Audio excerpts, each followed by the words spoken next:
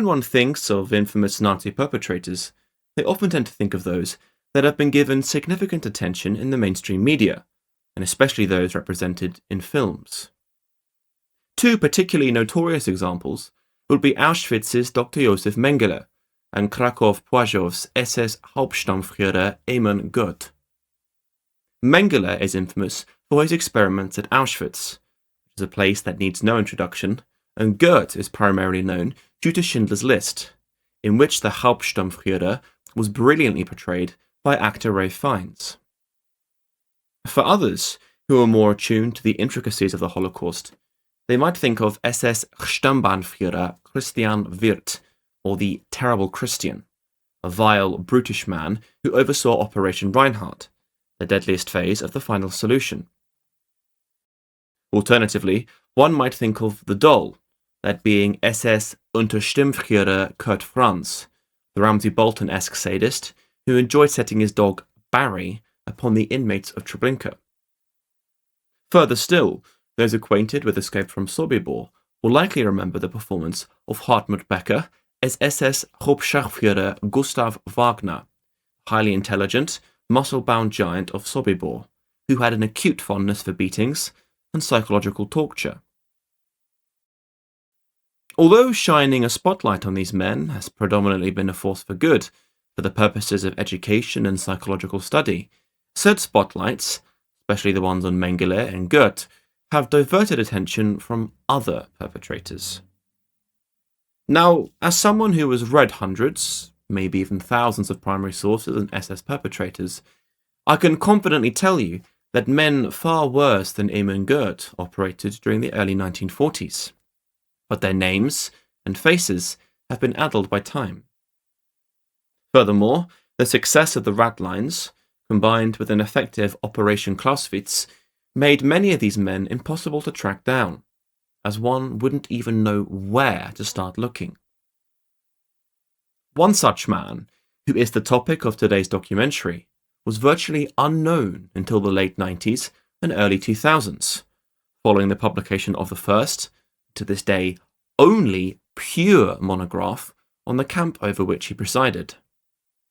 This book, which was released in 2003, likely had less than 1,000 copies produced, given the complete absence of it online and in all major and independent bookstores across Europe.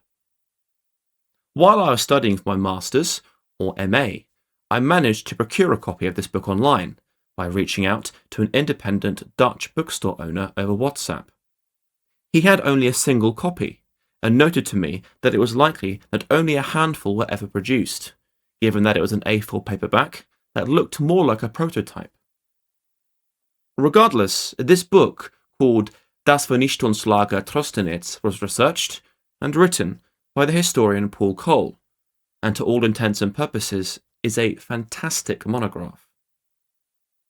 However, given the niche subject matter and the German-only printing, one can see why it never flew off the shelves, hence its bizarre, primitive A4 printing style. Within this book, Cole outlined the timeline of the Maly Trostenets extermination camp, highlighting both the testimonies of its survivors and some of its perpetrators. Within this monograph, it is where Cole mentions one of the former commandants of Maly Trostenets, who is the topic of today's video. SS Scharführer Heinrich Eiche. Although Cole doesn't personally go into great detail on Eiche, the primary sources linked to the Commandant are deeply unpleasant, and Petra Antrop, who released her own work on Maly Trostenets 8 years later, noted more on the Scharführer's presence. Heinrich Eiche is a particularly interesting case when it comes to Nazi perpetrators, for two distinct reasons. Reason number one, Eiche wasn't Austrian or German, and hence wasn't born in the Reich. Instead, he was a Latvian, a Volksdeutscher mind you, but still born a Latvian. Hence, his position as a commandant of a Nazi death camp, as technically a foreigner, puts him into a distinct bracket. Reason number two. Despite the primary sources of Maly Trostenets being sparse, one finds a strong convergence on both the presence of Eiche as well as a direct convergence on the actions of the man, implying that he was a highly memorable individual for all the wrong reasons. Maly Trostenets was the easternmost Nazi extermination camp, positioned roughly 20 kilometers outside of Minsk, and was the only Nazi extermination camp in the German-occupied district of Ruthenian, with the camp's presence partially contributing to the redundancy of the plans for the construction of a large extermination camp in the city of Mogilev, a topic that I have already discussed in a separate documentary. Although completely ignored by the mainstream media, and most contemporary historians for that matter, Maly Trostenets was arguably the epicenter of the Holocaust in Belarus, with the camp claiming at least 60,000 lives during its time in operation. Some historians, like Martin Winston, claim this number to be as high as 150,000, but that debate is a topic for a comprehensive documentary on the camp itself, which is not the focus of this video. In a similar manner to Chelmno and Semlin, Maly Trostenets processes new arrivals, or inmates, with mobile gas chambers, also known as gas fans. Other than using gas fans, mass shootings were also conducted in Maly Trostenets' extermination area, at being Blagovshchina Forest. One man who was involved in such proceedings, and took orders directly from Heinrich Eiche, was Indriks Kruminy. Kruminy was born in Riga in 1921, making him a teenage Latvian at the outbreak of the Second World War in Europe, which commenced with the German invasion of Poland on September 1st, 1939. Like lots of young men, Kruminy hated the Soviets, and for good reason. Stalin had invaded his homeland on June 17, 1940, shortly leading to the Soviet occupation of Latvia, in which it briefly became a, quote, sentinel of the motherland. Quote. Like lots of Baltic men, Kruminy welcomed the German invasion of the Soviet Union, viewing the Germans as liberators. Consequently, Kruminy decided to help said liberators by joining the Arajs Commando, a Latvian paramilitary collaborator unit under the ultimate command of Nazi Germany's SD, or Sicherheitsdienst. Kruminy, after he had finished the SD's ideological and military training, was assigned to the 5th Squadron of the Arajs Commando. Although the Arajs Commando are most infamous for their perpetration of the Rambula massacre, Kruminy's squadron was actually sent to Minsk on July 20th, 1942. Following his arrival into Minsk, Kruminy recalled what he did next during a Soviet interrogation. Quote, on July 24th, 1942, we arrived in Minsk, and for the first 2 days, we were guarding the camp located 20 kilometers away from Minsk. On July 26th and July 27th, 1942, I took part in an extirpation being confined in the Minsk Ghetto. Unquote. Maly Trostenets was located roughly 20 kilometers away from Minsk and housed Jews. Hence, we can be almost certain that it was Maly Trostenets to which Kruminy was referring to here. Kruminy then continued his recount, detailing exactly what happened during this extirpation. Quote, on July 26th or 27th, 1942, at about 4 o'clock in the morning, we drove up to the Minsk Ghetto located within the city. The ghetto territory was divided into 2 parts, each of which was enclosed with barbed wire. There was a road in the middle. We came to one of the ghetto parts with an area of about 4 square kilometers. Some people were put to guard the ghetto. The others started to gather the population out of their houses, including women, children, and old people, and put them in the market square located inside the ghetto. We pushed the people assembled in groups into the motor vehicles, gas chambers. I personally took part in getting the people out of their houses, and I pushed the Jews into the gas chamber motor vehicles. Having been loaded, the gas chamber motor vehicles would be driven to a nearby forest, and then come back for new victims without a break. There was a big panic going on in the ghetto. The Jews were being shot and robbed just for fun. There was a case where a group of Germans attached a grenade on the back of one Jew and ran away. The Jew was burst to pieces. Shot people were also thrown into the gas chambers. On this day, the operation lasted till sunset, and about 10,000 Soviet citizens were annihilated. Unquote. The action to which Kruminy is referring to here was the most significant in Minsk during the war, and is referred to as the July 1942 action, in which roughly 20,000 to 30,000 Minsk ghetto Jews were annihilated in gas vans or via mass shootings. Lots of these murders occurred at the Maly Trostenets death camp, and all of the bodies were buried in the extermination area. Following the summer 1942 actions, Kruminy and his 5th Squadron were relocated, only to be eventually sent back to Minsk in the March of 1943. Kruminy recalled this as follows. Quote, "Upon arrival in Minsk, I was sent to guard the SS working camp located in the outskirts of Minsk, where the political prisoners as well as the Jews were kept. My responsibility was to guard the camp, and sometimes I convoyed the prisoners to carry out different works." Unquote. Ergo, Kruminy's new role from the spring of 1943 until September 1943 was to guard the Maly Trostenets extermination camp.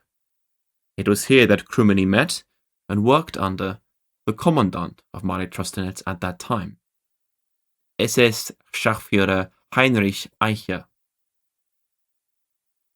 During his posting at Maly Trostenets, it is likely that Kruminy would have also come into contact with one of the camp's survivors, that being Hanus Muntz, a deportee from the Theresienstadt ghetto, who was deported to Maly Trostenets on either August the 25th or September the 8th, 1942. Muntz remembered how troublesome the Latvians like Kruminy were to the inmates, which he recalled as follows in his interview with Dieter Korbach. Quote, "I was in Trostenets from September 1942 until September 1943. We had to unload all the luggage from each new transport into a large barn, open the suitcases, empty out the contents, and sort them. There were piles of umbrellas, candles, soaps, good suits, good shoes, everything. And then we had to guard all of these things against the Latvians who were also on the estate. The Latvians wanted to break into the barn at night and steal the things to sell. That's why we had to sleep in the barn at night and guard everything." Unquote. Here, we find an interesting parallel to the Latvians of the Arajs Commando to the Travnikis of the Reinhard camps, in that both groups were noted to frequently betray their German masters by stealing, or, in the case of the Travniki guards, operating a black market with the inmates. However, the fact that the inmates of Maly Trostenets were forced to sleep inside the sorting sheds to prevent theft from the Latvian collaborators is a step even further than the Travnikis of Belarus, Sobibor and Treblinka. Evidently, the Arajs Commando men had even less respect for the KDS of Minsk than the Travnikis did for the SS of Operation Reinhard. Speaking of Operation Reinhard, Muntz's arrival into Maly Trostenets was eerily similar to the experiences of new arrivals into the Operation Reinhard death camps of Belarus, Sobibor and Treblinka. He recalled his arrival into the camp in an interview with Hannah Greenfield. Quote, "The station was full of SS men, watching everyone from all sides. Then the 1,000 people were transferred, under strict supervision, to another train, this time cattle wagons, while all the luggage was left behind. This was a bad omen, and it made everyone feel very frightened. The train continued for another day or so, until it stopped at a specially laid railway line that ended up near an empty plain.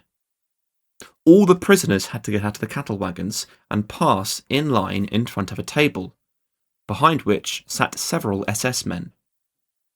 Each prisoner was asked about his profession, particularly if he was a blacksmith, carpenter, or a locksmith.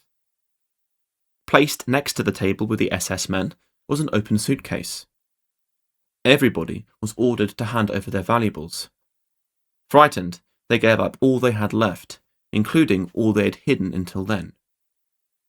Soon, 3 moving vans appeared, and the SS men helped the people get in them. About 100 people were stuffed into the back of each vehicle, and then they departed. In less than 3/4 of an hour, the vans were back, and the loading repeated, The rest of the people were locked inside the cattle wagons, waiting until the field was emptied. The SS soldiers then let these remaining passengers out, stole their possessions, and loaded them into the vans. After about 3 hours, only one van returned, and the sick and the dead were loaded into it. One of the SS men remarked, "Throw them in, it's all the same."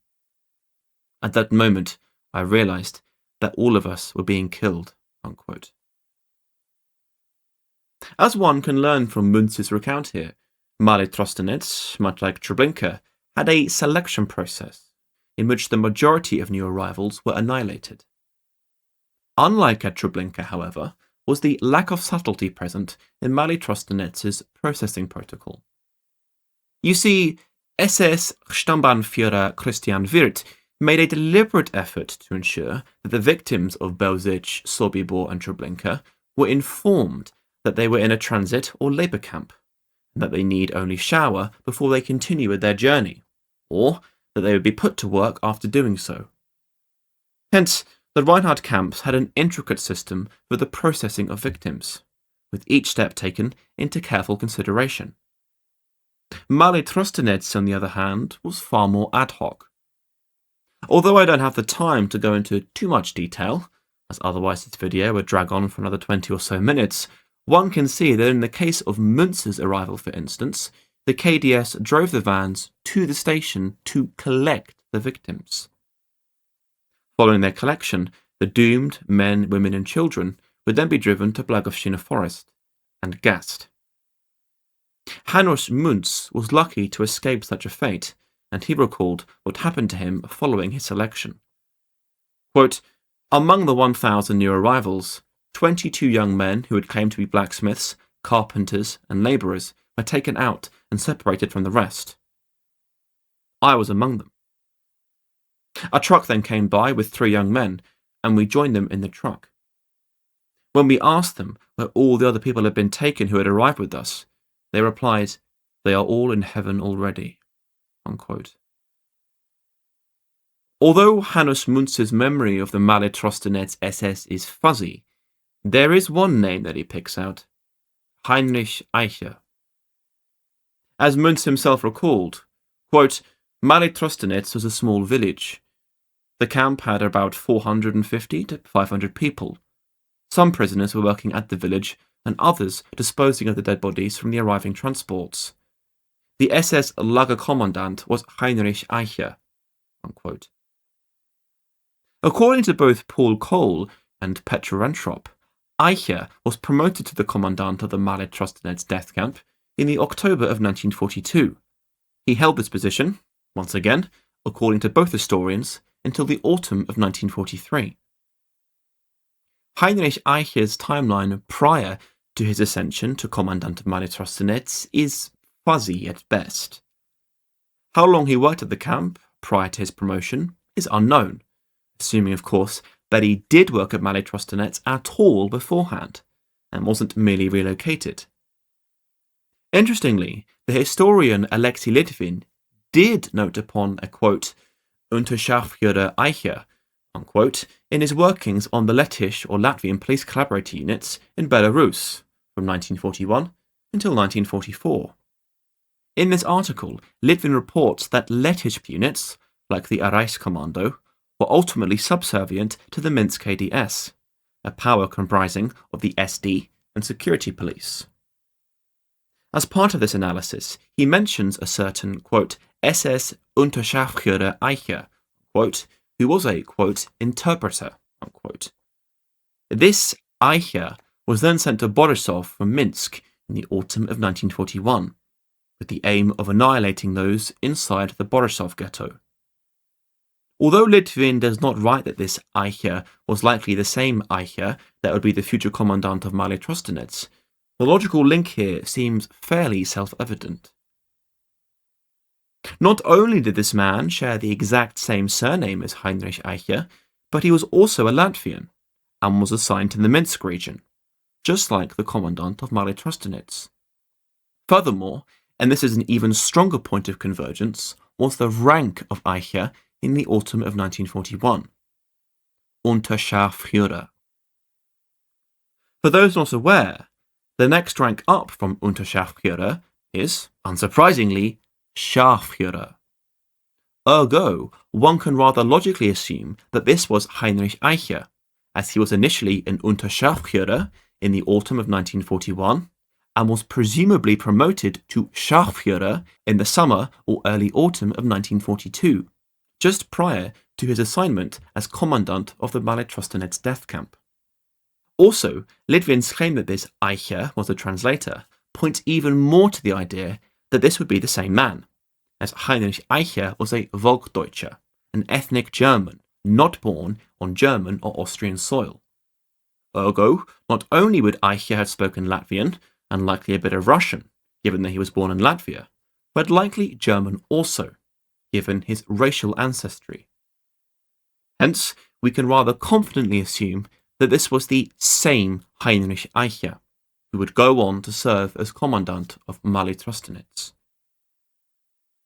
Thus, before Eiche had even arrived at Maly Trostenets, the man had partaken in the slaughter of the Barracks Ghetto, which saw some 9,000 people annihilated. Evidently, Eiche had impressed his superiors, as he was at some point, presumably in the summer or early autumn of 1942, promoted to the rank of Scharführer, from which, at some point, he was consequently assigned to become the commandant of the Maly Trostenets extermination camp. Heinrich Eiche was not Maly Trostenets' first commandant, however, as he took over from a certain SS Hauptsturmführer Wilhelm Medecker, who himself had taken over from Gerhard Maywald, a hardened mass murderer. Following his ascension to the position of commandant, Eiche was assigned a member of the security police as an adjutant, and was given free rein over the inmates of Maly Trostenets, which spelled disaster for them. Eiche was recalled by one prisoner as follows. Quote, accompanied by a wolfhound, he walked around the camp like Napoleon, grumbling, criticizing, and procuring perhaps 100 things at once, and everything was supposed to be done at almost the exact same point in time in which he wished it done. Unquote. If one did not, or could not fulfill Heinrich Eiche's wishes, then there was no negotiation. It was a summary execution, which Hanus Muntz recalled. Quote, there was only one punishment, and that was shooting. Unquote. On certain occasions, if Eiche felt that a task wasn't being completed at a satisfactory rate, he would organize a mass summary selection on the spot to, quote, cull the weak, unquote. Itzhak Grumberg recalled such events as follows. Quote, he carried out these selections by simply pointing at the prisoner. You left, you right. Then came the command. They marched off, and a short time later, the volleys of shots could be heard. Unquote. Eiche also had a fondness for public executions, as a deportee from Vienna recalled. Quote, on his orders, 4 young boys were shot in front of the assembled Jews, simply because they had traded their shirts for a piece of bread out of hunger. On another occasion, he handed 80 people over for execution. Unquote. If one attempted to escape Maly Trostenets and was caught, they would not only be tortured by Eiche, but then strung up at the entrance to the camp, as a means to deter fellow inmates from escaping. This was recalled by that same deportee from Vienna. Quote, once, 2 women from our camp were taken to Minsk for interrogation by Heus's department. 2 days later, they were brought back to be hanged in front of the camp. For 3 days, the women hung from lampposts as a deterrent. Then, their coats and boots had to be removed before they could be buried, because, as SS Sturmführer Medecker said, it would be a real shame to waste the clothing. Unquote. In Maly Trostenets' extermination area, that being Blagovщина Forest, and later Shashkovka Forest, Soviet POWs were utilised to both dig the graves, and later on, burn the bodies in line with Action 1005. Heinrich Eiche, who hated the Soviets, had a particular dislike of the POWs scavenging for food around the camp outside of their work hours. If any were caught taking from the garbage pits, they would be pushed into them and shot. But it was Heinrich Eiche's Barracks game that stood out to me as the most perverse abuse of his power, even more so than his lust for summary execution. As will be evidenced shortly, this Ramsay Bolton-esque game was not only cruel, given its nature, but very striking, given that it included the entire camp, and, according to Kruminy, occurred regularly. I warn you, this recount from Kruminy is not pleasant. Quote, there were about 2,000 prisoners at the camp who were badly tortured in different ways, especially the camp warden, a German, I don't remember his name, distinguished himself in these atrocities. The prisoners were regularly beaten and baited with dogs. For example, almost every day, and especially on Saturdays, the camp warden lined up all the prisoners and then ordered them to get back to the barracks in 3 to 5 minutes. The doors of the barracks were narrow, and 2,000 prisoners could not get in within this time frame. Then, the dogs were released and set on the prisoners who could not get into the barrack. There were cases where the dogs bit some prisoners half to death. Quite often, the camp warden, being drunk, shot through the barracks window if the prisoners were talking. Unquote. The devotee from Vienna also records such events, albeit in a more succinct manner. Quote, Eiche had prisoners shot simply for leaving the barracks too early, and another time he had prisoners shot for leaving the barracks too late. Unquote. In a sense, such games were just another manner in which Heinrich Eiche could cull the weak, as he saw it, by forcing the inmates to trample over each other to avoid mauling from his dogs. Those who didn't make it were mauled and then executed. But, like I mentioned earlier, the most striking and appalling part of this barracks game was that it included the entire camp. Eiche's cruelty was not limited to certain individuals, but was exerted on the entire populace of Maly Trostenets. In this manner, his torture of the inmates was rather unique. When Eiche wasn't executing inmates or hosting the barracks game, he was actually teaching, if you can believe it, in what Petr Rentrop referred to as, quote, Gestapo School No. 12, quote, an educational facility located at Maly Trostenets. At this school, sympathetic locals and potential future collaborators were taken to Maly Trostenets for ideological, military, and survival training. German lessons were also given, and Nazi trinkets given out, as a means of encouraging the collaborators to adopt German ideals. One of Eiche's primary goals was to encourage these men to inform on locals that they think might be linked to partisan groups, as a way of uprooting them. However, most risky of all was Eiche's role in teaching these men how to infiltrate such partisan groups, in an attempt to both spy on them, but also sow discord, and if need, commit acts of sabotage.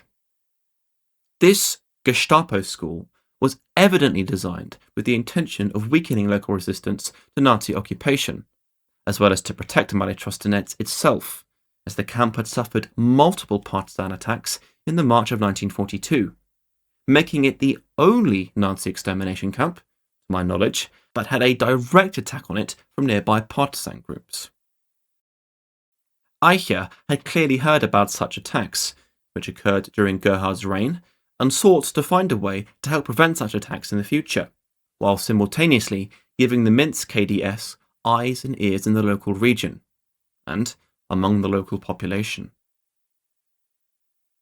Although Rentrop has produced by far the most detailed pathway for Heinrich Eiche in a 2011 book on the camp, little is known of him following his dismissal from his post as Commandant in the autumn of 1943.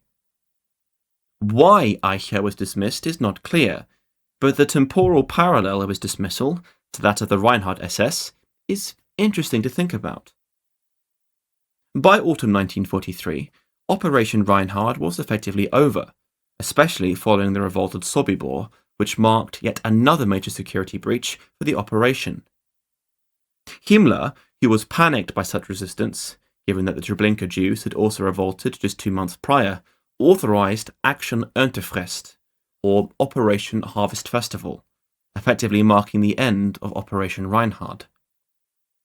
Roughly 43,000 Jews of the Majdanek, Poniatowa and Travniki camps were all murdered, and any and all future deportees to Poland would now be redirected to Auschwitz.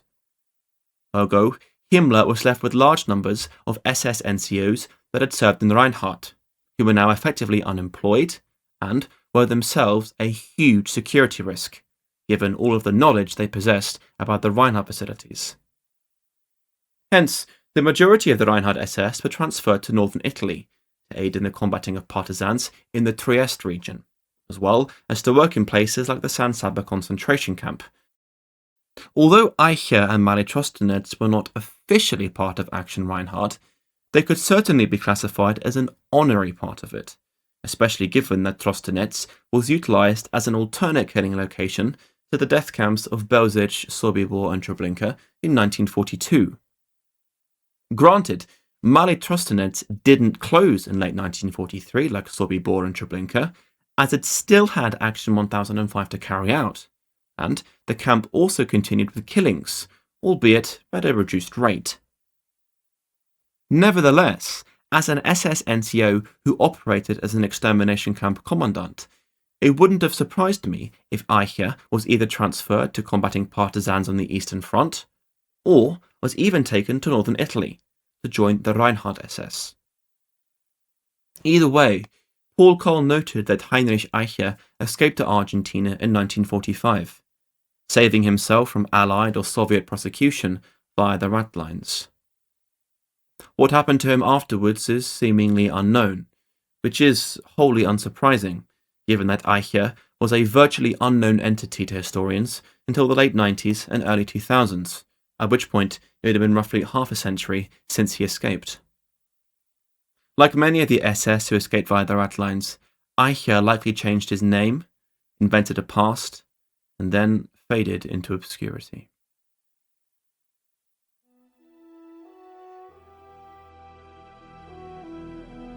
Thanks for watching. I hope you found this short documentary on Heinrich Eiche to be both informative and interesting. If you have any questions, please let me know in the comments section down below. Please make sure to also like and subscribe so that you don't miss out on the notification for any future uploads.